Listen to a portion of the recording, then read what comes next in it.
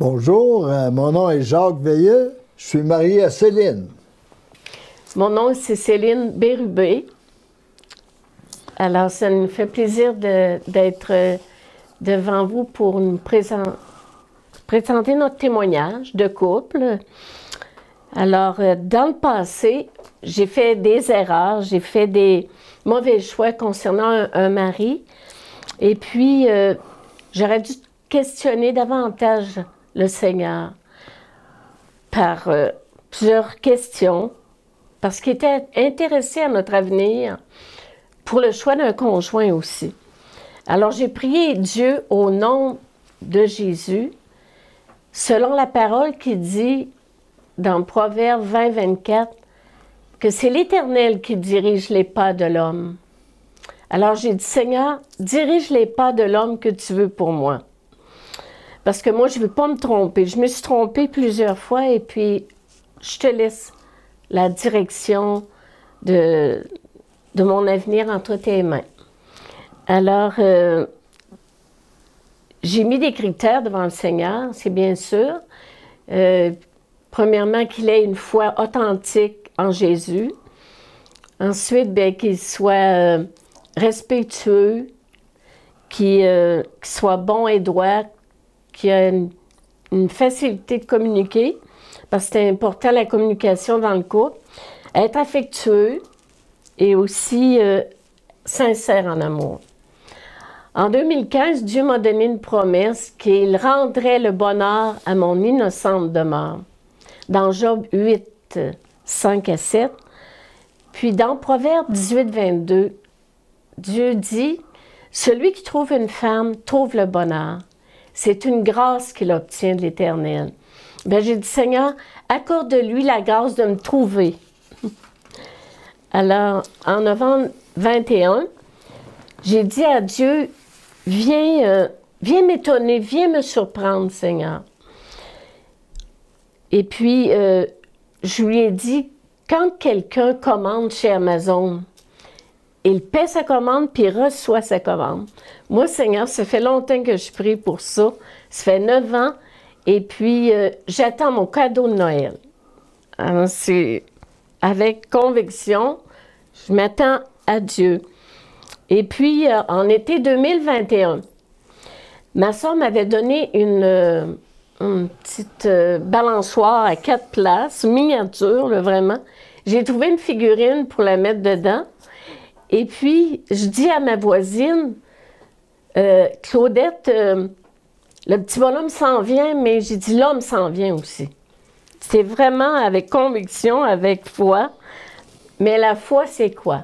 La foi, c'est une ferme assurance des choses qu'on espère, une démonstration de celles qu'on ne voit pas. C'est écrit dans Hébreux 11, 1. Mais la foi, c'est voir l'invisible, c'est croire l'incroyable, puis recevoir l'impossible. Et Eh bien, moi, j'étais veuf depuis quelques années, et puis après avoir été marié 53 ans, presque. Et quelqu'un m'a remis un livre, Surmonter la perte du conjoint. Et ce livre-là m'a aidé énormément à vivre mon deuil. Et ce fut un cadeau qui m'a amené à voir possibilité de me remarier. Et dans le livre, il y avait des versets comme le Galates 5, 22, 23. Ça m'a apporté, entre autres, la paix, la joie et l'amour. À la fin du livre, il y avait une phrase qui disait « Accordez-vous la liberté de vivre vraiment et d'aimer de nouveau. » Je ne désirais pas passer le reste de ma vie tout seul. J'étais en bonne santé et je voyais que chaque matin, je me levais, j'étais seul. Je trouvais ça difficile. J'étais avec le Seigneur, mais quand même, je cherchais une conjointe. J'ai mis par écrit les critères que je cherchais chez la femme qui allait être mon épouse. ça devait être une chrétienne affermie qui aimait Jésus, avec qui on pouvait prier ensemble, avec qui on pouvait servir Jésus. Une femme qui savait pardonner. Une femme affectueuse et en bonne santé et qui n'avait pas de jeunes enfants. Et aussi une femme qui aimait voyager. Donc, j'avais mis ça devant le Seigneur 2-3 ans plus tôt, puis j'avais gardé ça. Et le 7 décembre, il y a un an de ça, 2021, je suis allé à une réunion à l'église. Il y avait une réunion d'organiser pour les jeunes du 3e âge. Et puis j'ai décidé de me rendre là-bas pour faire une petite fête d'avant Noël. Et moi, le 7 décembre aussi, je me suis présentée au Carrefour chrétien de la capitale pour ce petit avant-midi-là, avant les fêtes. Alors, je me suis assise à la première table en rentrant, puis Jacques était assis à cette table, puis il m'a posé une question durant l'avant-midi. J'ai dit, Céline, veux-tu rester seule le restant de tes jours? Non, non, non, ça fait 9 ans que je prie pour ça. Je m'attends à ce que Dieu réponde. Et toi, est-ce que tu veux rester le reste de ta vie toute seule? Ben non, moi je suis bon pour 20 ans. Ah bon? Et là, sachant ça, moi je priais pas pour Jacques. C'est sûr qu'on se voyait souvent dans les réunions de prière à l'église et dans différentes maisons aussi. Je le connaissais un petit peu, mais là, le mardi soir, ça venait m'interpeller de cet avant-midi-là, de mardi. Là, je me suis rendue à la chapelle de l'Armée du Salut sur le boulevard Amel. Puis, comme le mardi soir d'avant, pour la réunion de prière. Et puis là, à la fin de la soirée, j'ai déposé dans la boîte de requête de prière cette requête qui dit « Seigneur, est-ce que c'est Jacques Veilleux que tu veux pour moi? Seigneur, réponds-moi, j'ai besoin que tu m'éclaires là-dessus. » Et puis le mardi suivant, le 14 décembre, je suis retournée à l'église, à la chapelle de l'Armée du Salut, et j'ai recomposé encore la même prière devant le Seigneur. J'ai dit, Seigneur, là, est-ce que c'est Jacques Veilleux que tu veux pour moi? C'est pas écrit dans la Bible, alors il faut que tu me répondes clairement, Seigneur. Et là, lui, Jacques, il partait pour 15 jours à Cuba, après le 7 décembre, c'est-à-dire le 8, il partait pour Cuba 2 semaines. Et le 22, il revenait, et le 23, il m'a téléphoné. Bonjour Céline, comment ça va? Ça va très bien. Très bien, oui, on a fait un beau voyage et puis tout s'est bien passé, il a fait beau. Mais là, le 24, je me trouvais seul à mon appartement et je dis à Céline, qu'est-ce que tu fais le 24 au soir? Bien, j'ai décidé de rester chez moi puis je me fais une coquille Saint-Jacques. Est-ce que ça te tente de venir souper avec moi? Certainement. À quelle heure? À 6 heures. Et me voilà, un petit peu plus tard, je la rappelle, j'ai dit, est-ce que je peux venir avant?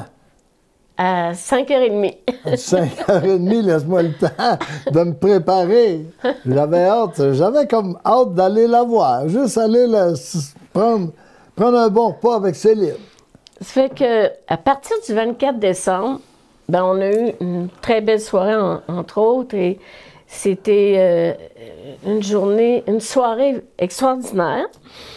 Puis, nous sommes fréquentés à partir de ce moment-là, à raison de 12 heures par jour, vu qu'on était à la retraite.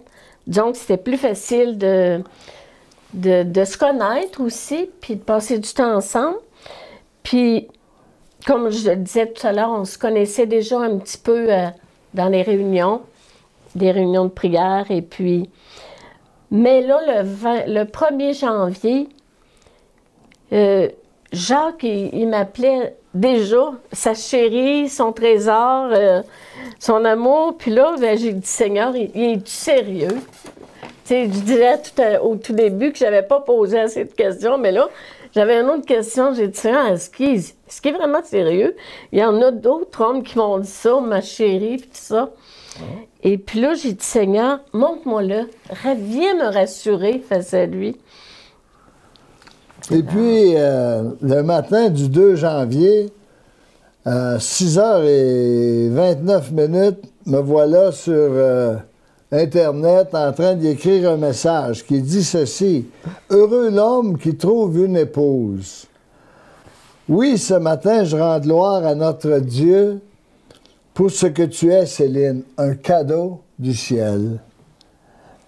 Et je suis reconnaissant pour toutes tes belles qualités, les talents que Dieu t'a donnés. Je suis fier de toi, je suis un homme comblé. J'ai su attendre et Dieu m'a dirigé vers toi. Tu es un trésor. Femme d'adoration et de prière, je veux grandir spirituellement avec toi, Céline. Et en ce début d'année 2022, je vois d'un bon œil l'année devant nous. C'est avec assurance et confiance que je vois les préparatifs pour le voyage à Cuba avec toi, avec nos frères et sœurs là-bas que nous allons rencontrer, avec ta grande famille chrétienne. Et après, ce sera d'autres projets, des préparations pour le mariage. Que Dieu puisse se glorifier dans tout cela.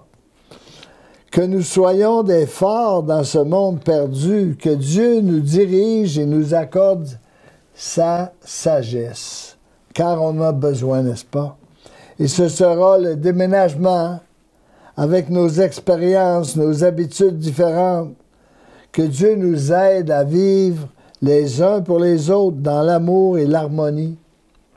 Et durant cette période d'adaptation, je veux être un mari aimant et attentif à tes besoins.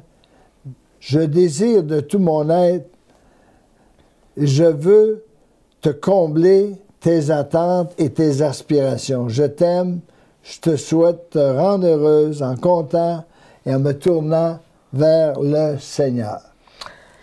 Comme vous pouvez le constater, c'était une réponse assez claire que j'avais pas à douter de cette réponse qui venait du ciel et de Jacques à 6h29 du matin.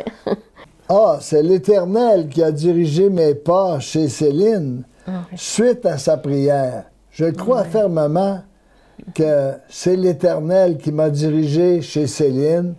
Et puis, il m'a demandé en mariage le 14 février à Cuba, devant la femme du pasteur là-bas et différentes personnes chrétiennes sur la plage.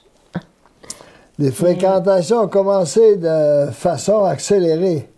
Ouais. Mais dans mon petit livre que je méditais, que j'avais eu en cadeau, Comment vivre son deuil, il y avait un passage que je trouvais très intéressant et très à propos. Il est plus difficile de déterminer la valeur, la force et l'opportunité d'une relation lorsque la dimension physique précède la naissance de l'amour et de l'engagement. Donc, Céline et moi avons convenu d'honorer le mariage en s'abstenant de relations physiques avant le mariage, pour honorer Dieu et être béni. N'est-ce pas? Exactement. C'était primordial pour moi et pour toi. Dans le Thessaloniciens 3:4, il est dit « Ne vous laissez pas entraîner par les mauvais désirs, comme les autres qui ne connaissent pas Dieu. » En vue du mariage, nous avons fait notre cours de préparation au mariage ensemble. Nous avons écouté des cassettes, des séminaires sur les couples, des séminaires comment vivre un mariage heureux jusque dans l'éternité, des des différents intervenants qui parlaient de la communication dans le couple, et etc. Aussi, hein, c'est là qu'on a communiqué avec notre pasteur. Des entretiens de longue durée avec notre pasteur. Il était concerné, il trouvait que Jacques il allait vite un peu. Mais Jacques, il était convaincu. Et aussi, nous avons reçu l'approbation de nos enfants. Les 2 enfants, Céline a une fille. Et on leur a demandé leur avis, qu'est-ce qu'ils pensaient de ça. Et nous avons fait nos testaments notariés, nos contrats de mariage, visites médicales et tout ça.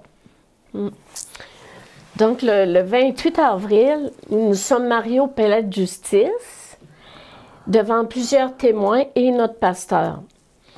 Un verset que j'aime beaucoup et à mettre devant le Seigneur, c'est Ésaïe 64:4 qui dit que Dieu va au-devant de celui qui pratique la justice, qui marche dans ses voies et se souvienne de lui. Ça, c'est un verset que j'aime beaucoup puis que je connaissais et je priais toujours aussi dans ce sens-là. Seigneur, guide-moi dans tous mes projets, puis encore plus quand on a commencé à se fréquenter, à mettre le Seigneur devant nos projets, parce qu'il dit, recommande à l'Éternel tes œuvres et tes projets réussiront. Et par la foi, durant une période incertaine du COVID, où il y avait des mesures sanitaires très sévères, les masques et tout ça, on a pris ensemble la décision de réserver un local avec déposer un montant d'argent qu'on pouvait perdre si ça ne fonctionnait pas. Mais on a demandé au Seigneur de nous diriger, d'ouvrir les portes, que les gens puissent venir à cette belle fête sans masque et tout ça. Et on a réservé, il restait une place seulement. C'était le 24 de juin. Et puis, ils ont dit, tu peux pas l'avoir le 25, c'est le 24. C'est vous qui avez cette place-là. On a dit, oui, on prend la place. Et avec nos démarches qui sont faites lors de la célébration du 24, on a eu au plus de 90 personnes qui étaient présentes à cette réunion. oui. Consécration de mariage. Oui, alors le 24 juin est arrivé et le temps était très nuageux ce matin-là. Et j'ai dit à Dieu, Seigneur, c'est toi qui as créé les cieux et la terre, tu es capable de dissiper tous ces nuages. Et Dieu l'a fait. Et c'était merveilleux, une journée magnifique, extraordinaire, inoubliable même. Pour toute la fin de semaine, il a fait beau. Et à la gloire de Dieu.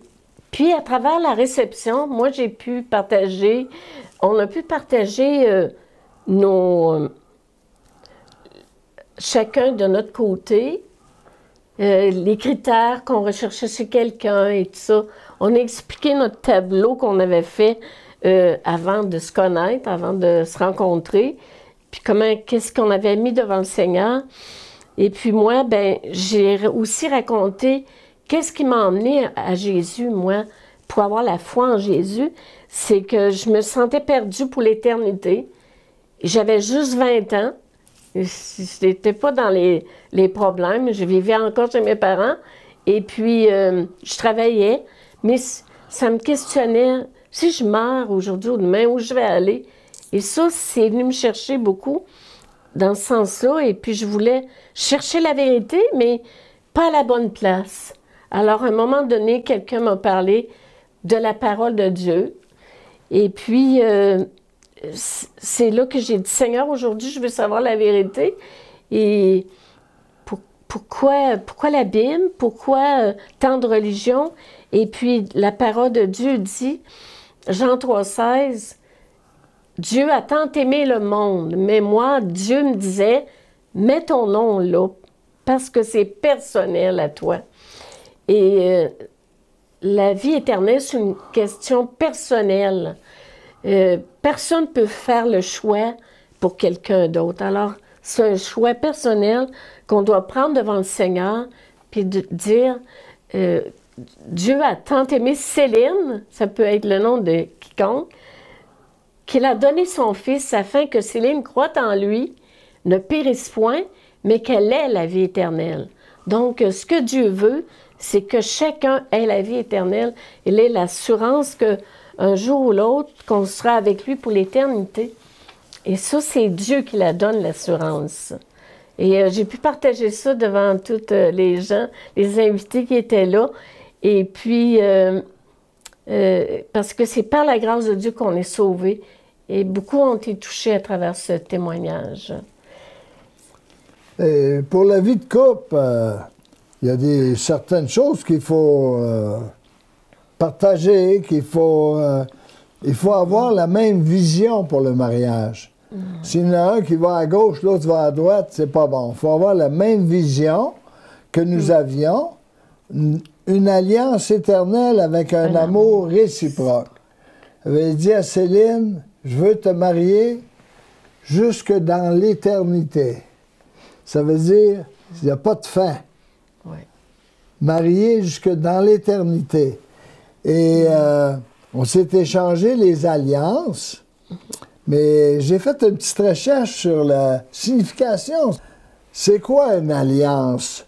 L'alliance au doigt possède donc à la fois une signification d'amour, mais aussi de fidélité, de respect de la parole donnée. La bague est également choisie pour symbole d'un amour infini, car ce bijou a la forme d'un cercle, sans défaut ni fin. C'est ça la signification. Et puis, dans la parole de Dieu, on dit « Marie, aimez votre femme comme le Christ a aimé l'Église. Il a donné sa vie pour elle. Le mari, à son tour, doit aimer sa femme comme il aime son propre corps. » Et c'est important de vivre ça, mais c'est pas facile. Dire aimer ta femme comme Christ a aimé son Église et a donné sa vie. À chaque jour, le mari doit donner sa vie pour sa femme, mais il a besoin de l'Esprit Saint. Laisser tomber ses caprices, puis penser à son épouse. Et comme ça, on va être heureux longtemps, n'est-ce pas? Oui. Jusque dans l'éternité. Oui. Après ça, il n'y a pas d'âge pour être heureux dans le mariage. Jusque dans l'éternité, mais avec la grâce de Dieu, tout est possible.